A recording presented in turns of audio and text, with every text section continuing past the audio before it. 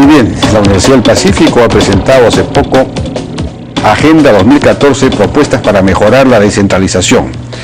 Hay varias investigaciones que se han hecho y con propuestas en torno a los temas de gobernabilidad, finanzas subnacionales, fideicomiso, educación, asociaciones público-privadas, la asociación empresarial a nivel regional, las sociedades sostenibles, en fin. Estamos con Carlos Casas, que es uno de los que ha participado en toda esta labor. No es el único, son varios investigadores, ¿no es cierto, Carlos? Así es, gracias Jaime. Sí, somos 9 investigadores del Centro de Investigación de la Universidad del Pacífico que hemos desarrollado distintas propuestas, ¿no? Hay propuestas transversales desde el punto de vista político, desde el punto de vista financiero y propuestas puntuales con respecto a pesca artesanal, residuos sólidos, emprendimientos sociales, asociatividad empresarial. Y entonces ha sido, creo, un esfuerzo interesante en donde justamente desde el campo de expertise que tiene cada uno de los investigadores se han hecho las propuestas. Bueno, ¿conoces también las propuestas hechas en el terreno de la gobernabilidad y todo eso? Sí, claro que sí. Entre los coordinadores hemos sido Paula Muñoz y yo, justamente que hemos visto todas las propuestas. Por ejemplo, aquí se propone redistribuir el canon y reformar el sistema de transferencias intergubernamentales en su conjunto. ¿Cuál es la propuesta ahí? A ver, básicamente lo que tenemos es, el canon te genera una gran desigualdad, ¿no es cierto? El ejemplo que mencionábamos es que Echarata recibe 12.155 soles en 2013 y una municipalidad en Amazonas solamente 20 céntimos. Eso te genera una gran disparidad. Pero ¿qué es lo que pasa? El canon es el que en los últimos años ha recibido la mayor atención porque es el que más ha crecido y el que más problemas ha generado. Pero lo que tenemos al costado de esa transferencia es el Foncomún, que tradicionalmente ha sido la más importante. Pero ¿qué es lo que pasa? Los criterios de distribución son 2 puntos del IGB, creo, ¿no? Sí, de los 18 puntos, 2 van al Foncomún, que se reparte a las municipalidades por criterios de pobreza y de población, que son los mismos criterios que se utilizan para el canon. Entonces, como su nombre lo indica, debería ser de compensación. Entonces, si el canon genera desigualdad, el Foncomún debería compensar y tratar de reducir esa desigualdad. ¿No se está haciendo así? Eso no ocurre porque el mecanismo de reparto es más o menos el mismo, ¿no? Entonces, justamente lo que se busca es tratar que el Foncomún compense, no que elimine totalmente las diferencias, porque si en un distrito se produce mineral, obviamente tiene que recibir más recursos, pero no en tanta disparidad como ahora. El problema de las municipalidades, bueno, y también de las regiones, pero de las municipalidades, es que están ejecutando casi el 40-50% de la obra pública. Hace 20-25 años se ejecutaban el 5%, y se ha producido una gran descentralización de la ejecución de la obra pública. Pero ellos no generan prácticamente ingresos propios, generan muy pocos, salvo en Lima, digamos, y quizás en los distritos de Lima. En general en el interior del país no recaudan, no cobran predial, por ejemplo, ¿no? Y entonces se acostumbran a recibir mucho dinero de transferencias del canon, y eso no es un incentivo para recaudar. Y como no hay mucha recaudación, no hay una base contribuyente fiscalizadora que les diga, oiga, señor alcalde, yo he contribuido, yo he pagado mis impuestos, por favor, quiero que las cosas se hagan bien, quiero que no haya corrupción, etcétera, ¿no? ¿Cómo resolver ese tema? A ver, creo yo que lo que en este caso debería hacerse es tratar de mejorar la recaudación municipal. Hay 2 impuestos que son los principales. El primero es el predial, que representa el 75% de la recaudación. Ojo, los impuestos solamente son 10% en promedio de todos los ingresos municipales. Las transferencias son como cerca del 65%. Entonces, ahí justamente se da el efecto que tú mencionas. Entonces, lo que pretendemos en este caso es darle una mayor autonomía a las municipalidades para que puedan actualizar la base de los impuestos. ¿Qué significa esto? Como tú sabes, ha habido un boom inmobiliario en los últimos años. Los precios de las viviendas han subido considerablemente, pero el impuesto predial no se paga sobre ese valor, sino se paga sobre un valor que es el que generalmente se denomina el valor de autoavalúo. Y esos precios o esos valores unitarios los determina a nivel central y están súper atrasados. Lo que tenemos es que hoy día el valor de autoavalúo probablemente es 1/3 o 1/4 de lo que es el valor de mercado, con lo cual las municipalidades no tienen capacidad de generarse recursos por esa vía. En segundo lugar, a nivel nacional en general no hay un sistema de catastro que nos permita tener una actualización de la base tributaria. Y una de las propuestas que también hacemos tiene que ver con el impuesto al patrimonio vehicular. Hoy día se paga por 3 años y lo que queremos es que se pague durante 5 años. Esa es básicamente la propuesta. ¿Por qué? Porque lo que tenemos es cuando alguien compra un auto nuevo no se da cuenta de que está generando 2 problemas. Mayor contaminación y mayor congestión, que lo vemos todos los días en Lima. Entonces, una manera de tratar de corregir eso, como ocurre en la mayoría de países, esto no es que se nos haya ocurrido de acá, sino haciendo un benchmarking con el resto de países, el impuesto al patrimonio vehicular se paga por más años. Eso permitiría darle a los gobiernos municipales una mayor autonomía financiera para que no dependan tanto de las transferencias. Ahora, en cuanto a los gobiernos regionales, yo leí por ahí una propuesta en el sentido de que parte del impuesto a la renta pudiera pasar. ¿Cómo es esto? A ver, en todo proceso de descentralización lo que se necesita es desarrollar algo que se denomina responsabilidad fiscal. Y eso quiere decir que yo tenga un ingreso asignado a mí que dependa de alguna manera, que yo tenga control sobre ello. Entonces, ¿qué es lo que ocurre en el gobierno regional? Los gobiernos regionales en general hoy día solamente reciben recursos ordinarios, es decir, transferencias a nivel nacional para pagar los sueldos de los maestros, los sueldos de los profesores, de los profesionales de salud, etcétera, y no tienen ningún ingreso propio. Entonces, la propuesta que tenemos es no crear SUNATs en los gobiernos regionales, no tiene ningún sentido, pero sí lo que se recaude del impuesto a la renta de las personas, no de las empresas, de las personas, que esa recaudación vaya a los gobiernos regionales. Con esto, ¿qué podríamos generar? Podríamos generar que haya sinergias entre el gobierno regional y SUNAT. Lo que sabemos es que hay una alta evasión del impuesto a la renta. Y si le damos la responsabilidad a los gobiernos regionales por fiscalizar ese impuesto a la renta a las personas, ellos van a estar interesados en aumentar la recaudación, con lo cual va a disminuir la evasión, va a aumentar la presión tributaria, que es uno de los objetivos que se tiene a largo plazo en el país, y de esa manera generarse más ingresos. ¿Y por qué no parte, por lo menos, del impuesto a la renta corporativo de las empresas? Porque esto podría llevar a una competencia por atraer más empresas, que es algo que se necesita. Digamos, alguna vez hemos reclamado acá que el MEF haga un concurso para que premie a los gobiernos locales, por ejemplo, que han atraído más inversión, ¿no? Sí. Pero, en fin, esto podría ser un mecanismo. Exacto, pero digamos, hacia eso en el largo plazo deberíamos tender. La idea es empezar con un impuesto que esté bastante relacionado a la recaudación con la actividad económica del departamento, y ese es el impuesto a la renta de las personas. Más adelante podría pensarse en justamente establecer este tipo de impuesto, porque hoy ya lo que tenemos, Jaime, es que la mayoría de empresas están registradas en Lima.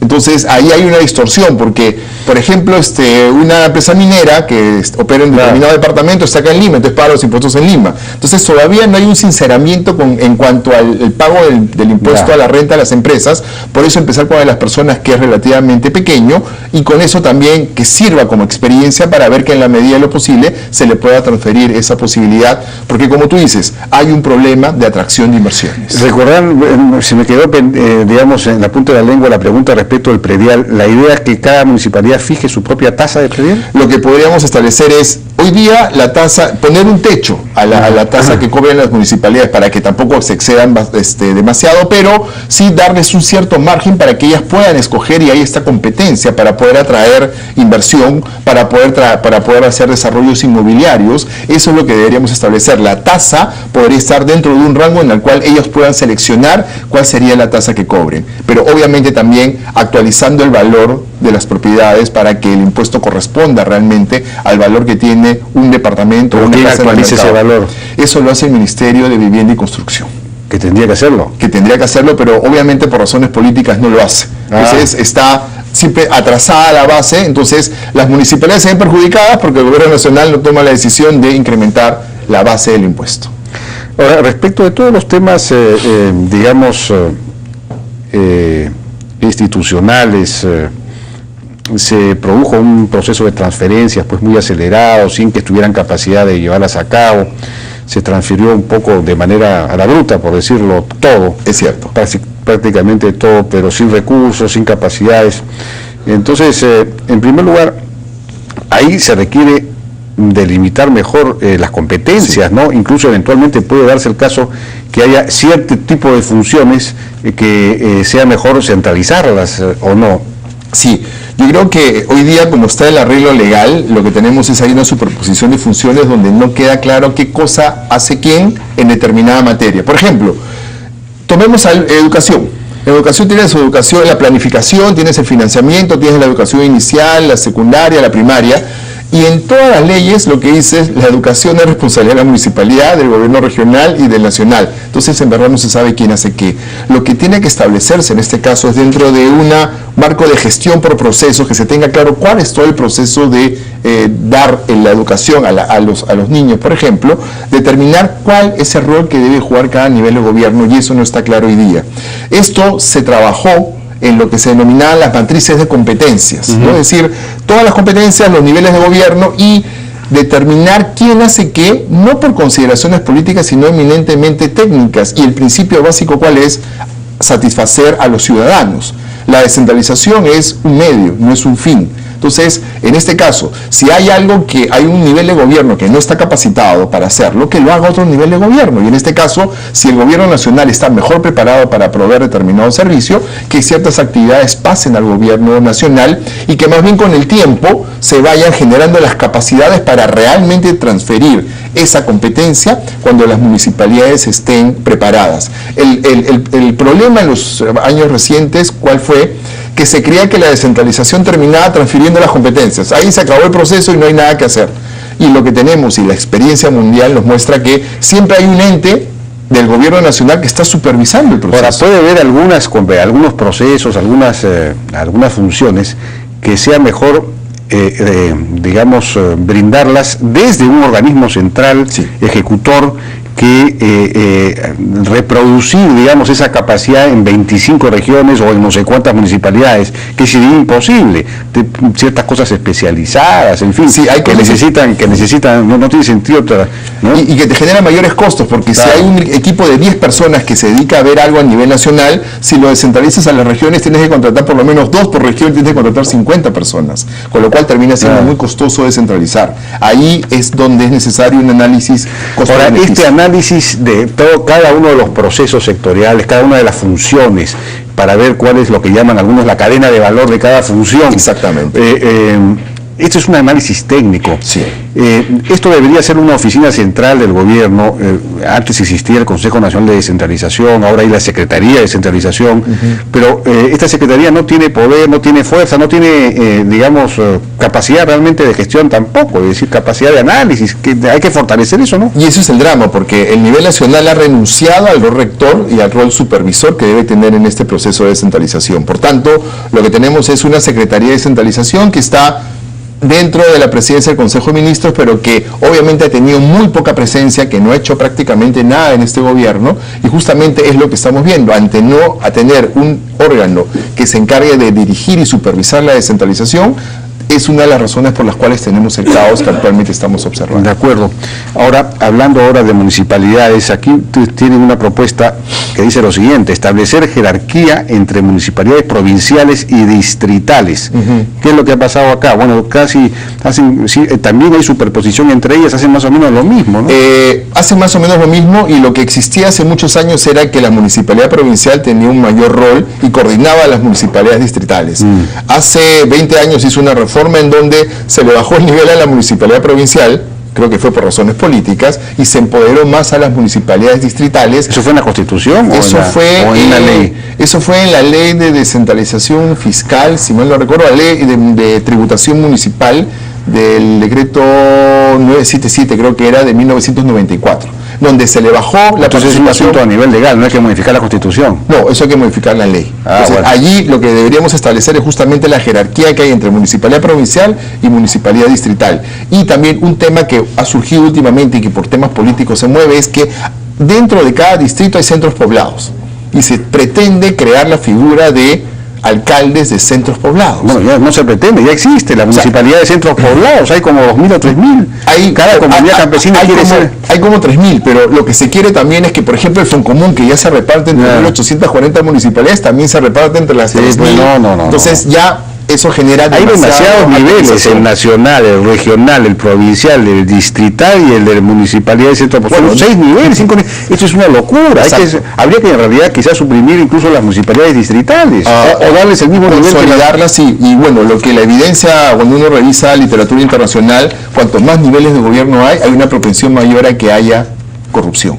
Entonces, simplificar y que haya menos niveles de gobierno podría ser una forma importante de tratar de reducir la corrupción. Por último, mencionan ustedes retomar el debate sobre la regionalización, es decir, crear regiones de verdad, no departamentos, que son falsas regiones. Así es, la idea es tratar de darle sostenibilidad fiscal. Por un lado, porque lo que tenemos hoy día es que los departamentos tal cual existen, todos son deficitarios, excepto Lima y excepto Arequipa. Me dice que hay una votación en este momento sobre el restablecer el aporte voluntario. No, todavía no están votando. ¿Los aportes efectuados cómo queda? Eso es lo que dijo el congresista, pero ¿cómo quedó? ¿Se devolverán? ¿Se van a devolver? A los que quieran. ¿Quieren permanecer?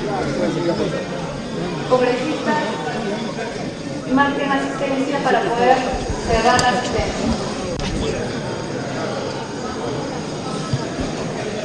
¿Cómo están? Buenas noches. Ya en este momento se está sometiendo a votación justamente la propuesta inicial que hiciera el presidente de la Comisión de Economía para volver todo a su estado natural, es decir, que quede como voluntario el aporte de los independientes.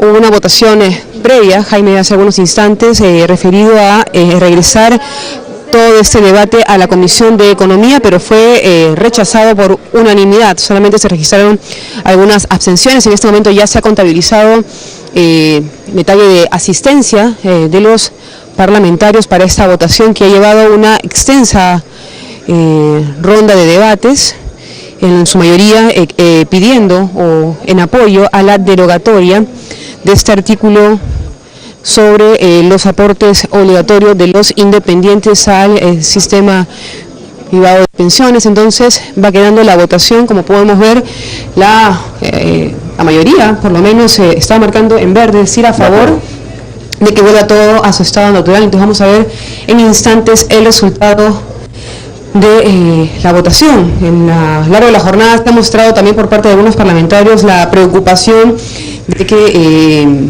la empresa Hábitat, esta AFP, pide de alguna forma una compensa al Estado. Jaime, te escucho. Bien, no, Angélica, muchísimas gracias. Obviamente esta votación la va a ganar el verde, ¿no es cierto? Es decir, a favor del restablecimiento del voto del aporte voluntario. Es claro. Así es, hasta el momento bien. Hay algunas abstenciones, podemos ver en el cuadro, por ejemplo, en el caso de la congresista Cuari, Condori, de la Torre, pues suponemos que esta abstención es porque no se ha querido especificar, por lo menos no hasta el momento, cómo va a quedar el tema de las devoluciones para todas las personas que aportaron, para todos los independientes que ya aportaron. Entonces, bueno, hasta ahora va quedando así la votación. Podemos contabilizar por lo menos 10 abstenciones y bueno, un voto en contra que acaba de ser cambiado aparentemente por el congresista Heriberto Benítez, que marcó inicialmente por el contra, pero ha cambiado su voto. Bien. Es la información, Jaime. Angélica, muchas gracias, Angélica, por tu información. Bueno, si esto se aprueba va a haber problemas con Hábitat, ¿no? Con la AFP Hábitat, que tenía un contrato y tenían que, eran los que se encargaban de recibir a todos los nuevos afiliados, ¿no? Y eso sí puede generar un problema para las AFPs. Claro, eso seguramente van a denunciar y va a ser... Sí, yo creo, pues está faltando... Van a denunciar al Estado. Así es. Bueno, ya nos ha ganado el tiempo, Carlos. Muchísimas gracias. Lo felicito realmente por a la Universidad del Pacífico, que se haya interesado en este tema tan importante y que se haya metido en el asunto y haya hecho propuestas concretas. Ojalá que esto tenga una canalización a través del Congreso. Así es. Muchas gracias, Carlos Casas.